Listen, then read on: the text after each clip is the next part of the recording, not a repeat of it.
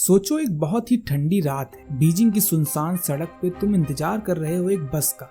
फिर उस सड़क से एक बस निकलती भी है जो कि है बस नंबर 375 यानी 375। उसमें तुम चढ़ जाते हो। सुन के लग रहा है कि किसी हॉरर स्टोरी का इंट्रो है, राइट? वेल, बिल्कुल सही सोच रहे हो तुम।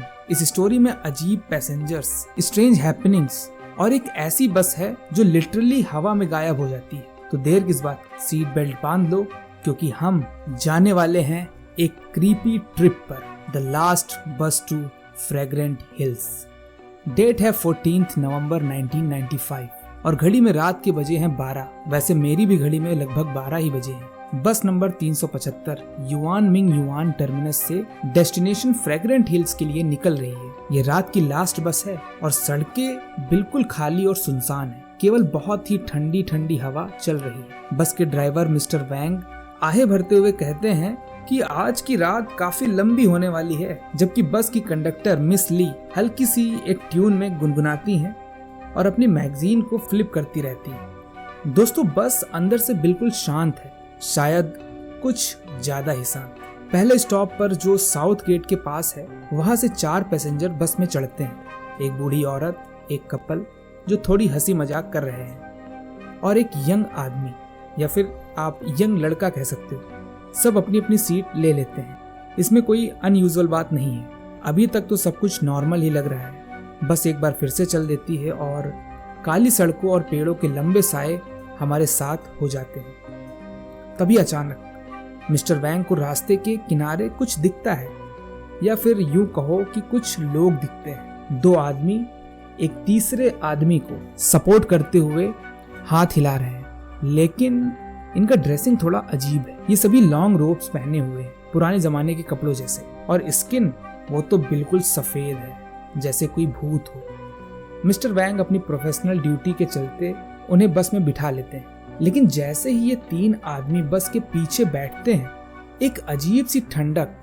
बस के अंदर फैल जाती है। सभी पैसेंजर्स थोड़े से अनकंफर्टेबल हो जाते हैं। ये लोग कौन हैं और सबसे बड़ी बात ये क्या है?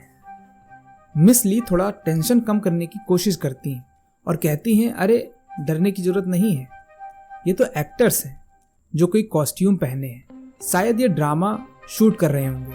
वो थोड़ा हंस कर कहती हैं, बट मिस ली की हंसी से पता चल रहा था कि उनकी हंसी फेक है। बस के पीछे बैठी बूढ़ी औरत उन 3 आदमियों को एक नजर से देखती जा रही थी और उन्हें कुछ सही नहीं लग रहा था। फिर कुछ स्टॉप्स के बाद अचानक वो बूढ़ी औरत उठकर चिल्लाने लगती है, चोर चोर, उसने मेरी पर्स चुरा ली।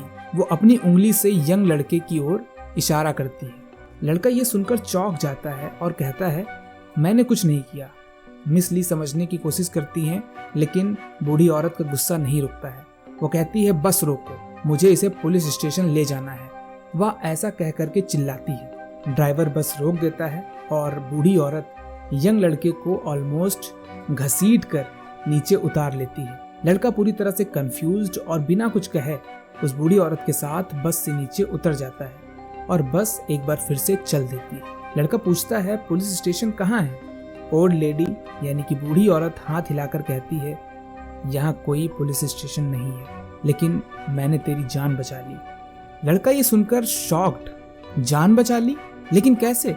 बूढ़ी औरत कहती है, वो जो 3 लोग बस में बैठे थे ना, वो लोग नहीं थे, वो भूत थे।